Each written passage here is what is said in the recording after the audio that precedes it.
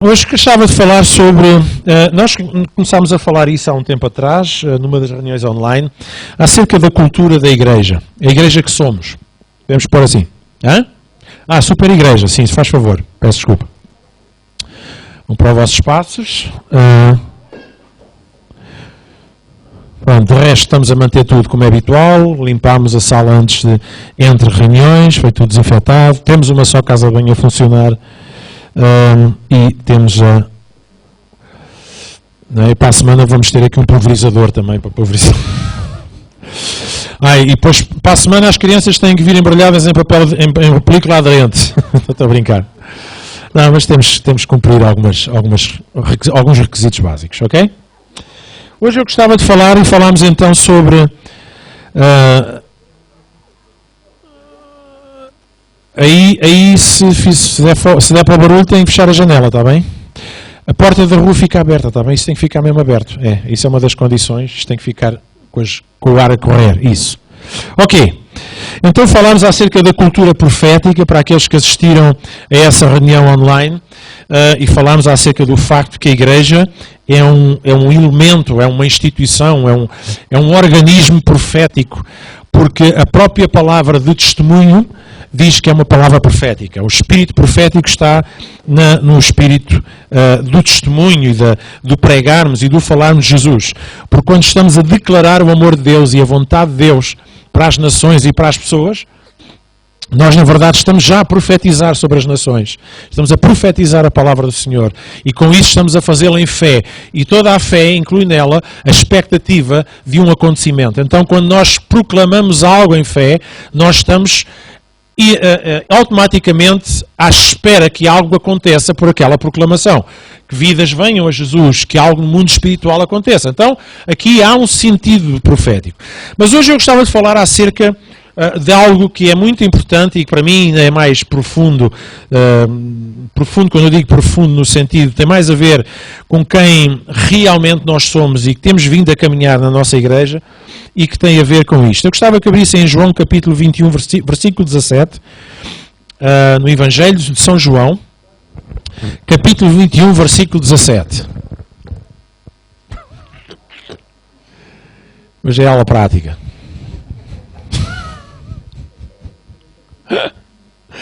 Aula prática.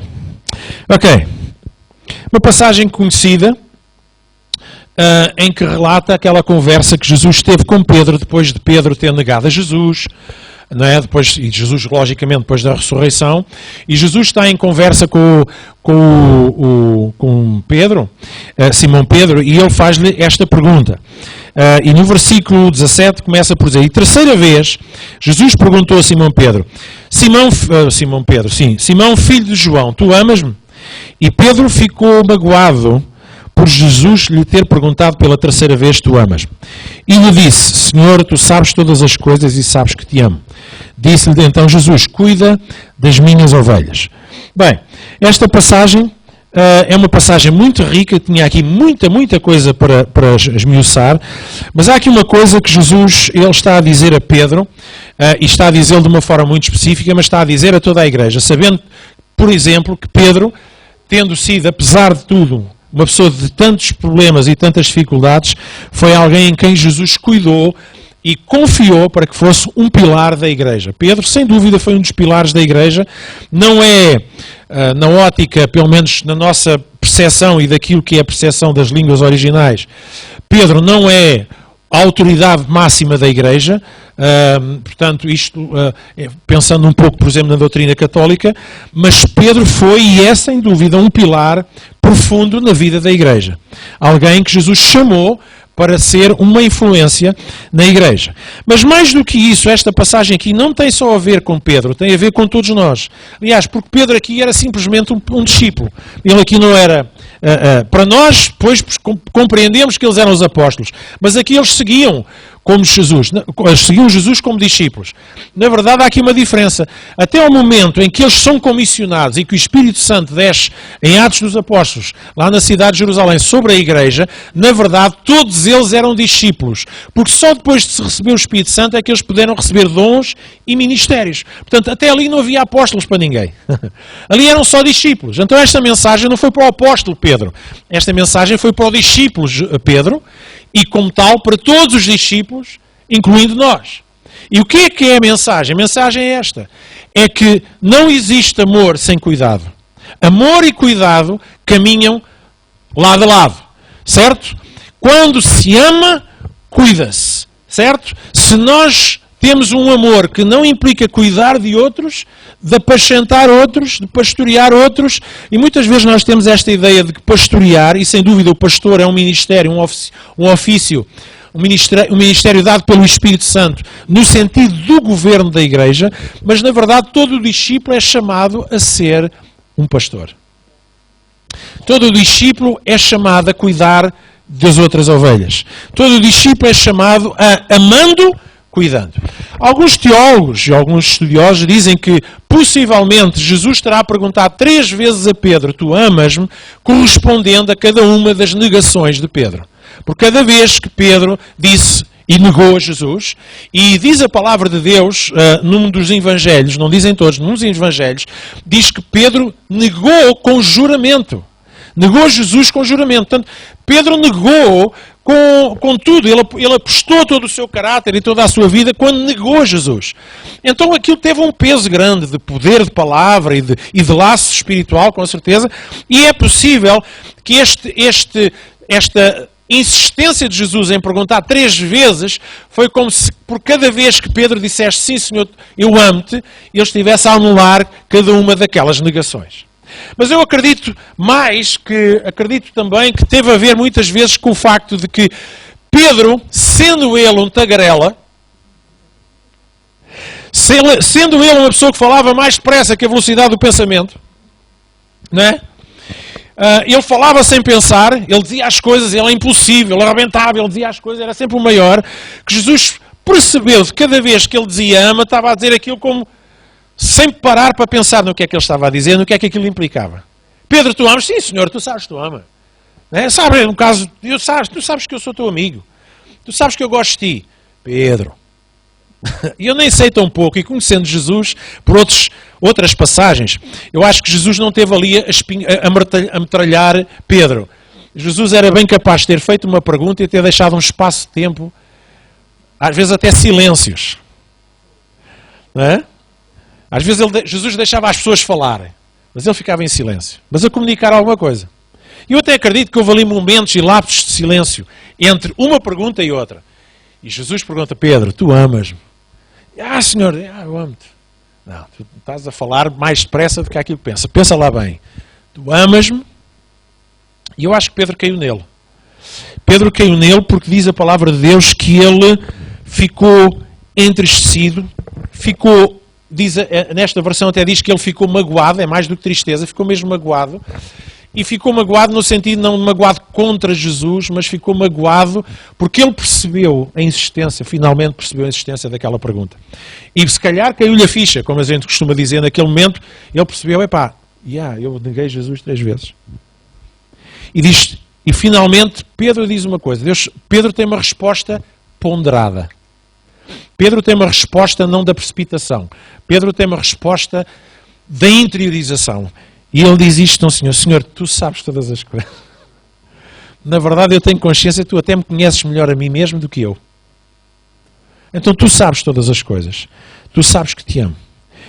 E Jesus faz esta declaração como faria a qualquer um de nós quando a gente lhe diz: Senhor, eu te amo.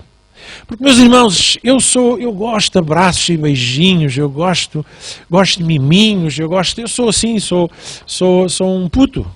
Pronto. Só não me ponha à volta da fogueira que os últimos que lá tiveram, o Paulo Carvalho queimou-os todos. Maneira que... Paulo Carvalho ou era o do Carmo, não sei o quê. Carlos do Carmo, prontos. Nesse aspecto eu sou, mas eu tenho bem presente, meus irmãos, que amor, não é isso. Isso é a expressão mais ia usar uma palavra, glosa, não, mas ia dizer assim uma palavra meio estúpida, e glosaica, uma coisa assim. Isso é a parte mais doce. Isso é a sobremesa das sobremesas. Isso para mim até nem é sobremesa, isso para mim é aquele vinhozinho do Porto de 50 anos depois da bica. Porque amor, meus irmãos, é muito mais do que abraços e beijinhos. Quem é pai e mãe? É só abraços e beijinhos lá em casa? Também é. Certo? Mas não é só isso. É dar o duro, é trabalhar, manter a casa em ordem. Certo? É pôr comida na mesa, é lavar roupas, é não sei o quê, é fazer o que for necessário. Porque quem ama, cuida. Não existe essa de que amamos e não cuidamos. Certo? Quem ama faz alguma coisa por aquela pessoa que diz que ama. Porque senão é apenas aquela situação do amor falado. É apenas falado. E Pedro era ótimo a falar. Pedro era ótimo a discursar. Aliás, basta dizer que no dia de Pentecostes, quando o Espírito Santo cai sobre a igreja e diz que naquele dia, aquilo foi ali uma turbulência tremenda, diz que Pedro levanta-se e é ele que fala. É ele que prega. E 3.000 almas agregaram-se. Salvaram-se. Então Pedro era alguém que tinha a capacidade, era alguém que tinha a resposta na ponta da língua. O problema é que às vezes a ligação da língua devia ter um bypass ao outro lado qualquer, nem sempre vinha do cérebro. Às vezes vinha do coração, vinha das vísceras, vinha de onde calhava. E Jesus diz assim, Pedro, percebe bem, não é só falar. Tu falar és bom. Tu dizes as coisas antes dos outros. Quando mais ninguém ainda está a pensar, a acabar de ouvir, ainda não acabei a frase, tu já me estás a responder. Mas eu quero que tu percebas isto, Pedro. O teu amor, e tu já provaste na pele e na tua vida, que aquilo que dizes um dia, no outro dia, não tem que ser forçosamente a realidade na tua vida. Portanto, amar é muito mais do que aquilo que tu falas. Aliás, está provado que tu te enredaste pela tua própria boca. Pelas palavras que foram projetadas de forma heroica e tal, eu vou estar contigo, Jesus, eu vou estar... Quando toda a gente se for embora, eu ainda vou estar contigo, e ele foi dos primeiros a ir embora. E negou o conjuramento. Pela alminha da minha mãe. Eu não conheço aquele homem. Quem é aquele? Não sei quem ele é. Não é? Então, Jesus diz a Pedro, percebe a cultura do reino. Amar não é blá blá blá. Amar é fazer coisas concretas pelos outros. Amar é dar a sua vida. Amar a Deus de todo o teu coração, toda a tua mente, toda a tua alma, para que depois, e este é o primeiro mandamento, e diz que segundo a este, ou igual a este mandamento, ama o teu próximo como a ti mesmo. Eu li uma frase esta semana, dizia, como é que eu posso amar o próximo se estamos todos em quarentena? Qualquer coisa assim do género. E é fácil, meus irmãos, em tantas áreas, nos casamentos, nas relações de amizade, nas relações pastor-ovelha, nas relações que temos e construímos ao longo da vida, nós em momentos de entusiasmo e emotivos, eu vou-te amar. Amar e mar e ir e voltar. Eu vou-te amar. Para sempre. Eu vou não sei o quê. E depois quando passa ao sentimento humano, o que é que fica? As nossas juras não servem de nada, meus irmãos, se isso não for alguma coisa que a gente precisa decidir todos os dias na nossa vida. Sim, é bom ter o sentimento e nós precisamos ter sentimentos, mas quando o sentimento falha, nós não vamos dar o dito por não dito, nós vamos lá.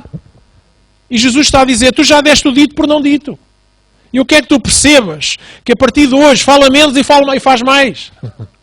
Ama mais. Cuida mais. Se tu realmente me amas, eu não quero que me mostres isso pelos os teus impulsos heróicos e emotivos. Eu quero que tu me mostres isto cuidando das pessoas que eu vou enviar à tua vida. À tua família, à tua vizinhança, aos bairros onde tu moras, ou os amigos que vais ter e vais conhecer.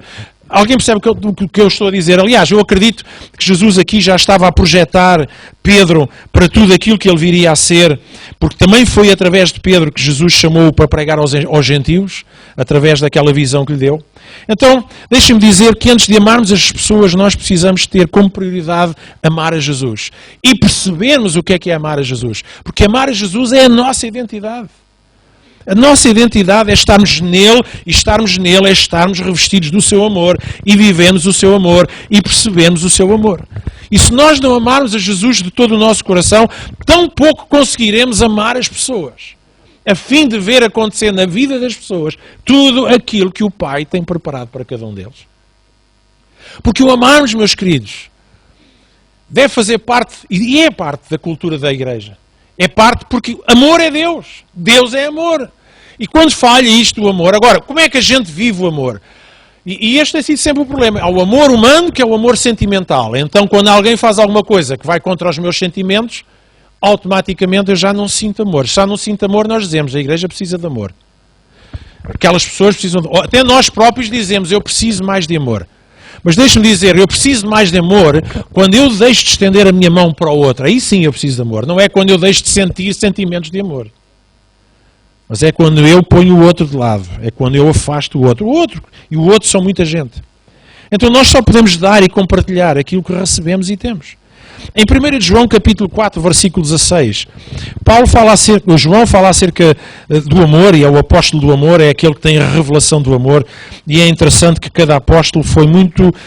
Encontramos nos apóstolos mensagens muito concretas e muito presentes. João, sem dúvida, ele teve revelação do amor e ele viveu isso. Assim conhecemos o amor que Deus tem por nós e confiamos nesse amor. Deus é amor. E todo aquele que permanece no amor, permanece em Deus. E Deus nele. Então, se eu permaneço em Deus, aliás, se Deus permanece em mim, eu permaneço nele. Como é que Deus permanece em mim? Quando eu permaneço no amor.